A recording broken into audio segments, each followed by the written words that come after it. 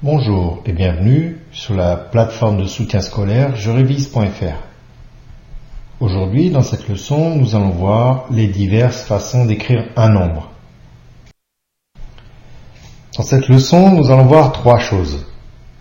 Tout d'abord, nous allons voir qu'il est possible d'écrire un nombre avec des chiffres.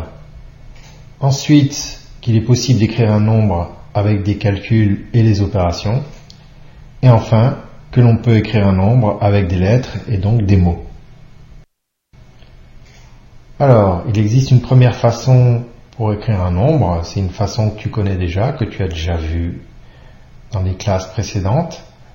Il est possible d'écrire un nombre avec des chiffres. Prenons un exemple simple. Prenons un nombre, 385. Il est composé de trois chiffres, le chiffre 3, le chiffre 8, et se finit par un dernier chiffre, le chiffre 5.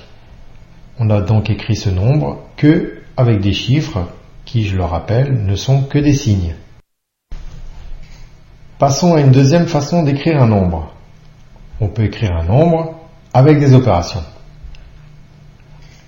Prenons par exemple le nombre 23.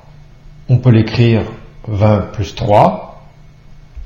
On peut l'écrire aussi 30 moins 7.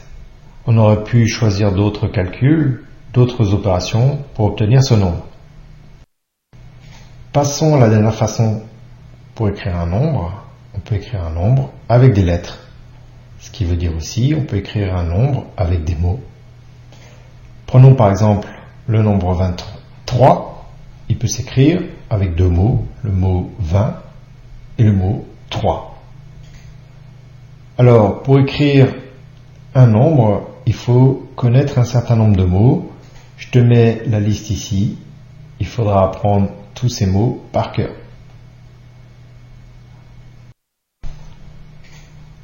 Alors, souviens-toi, on peut écrire un nombre de plusieurs façons. Tout d'abord, on peut l'écrire avec des chiffres.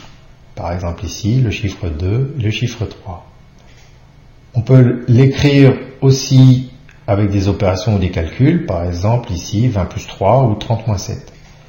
Et enfin, on peut écrire un nombre avec des lettres, et donc avec des mots, par exemple avec les mots 20 et les mots 3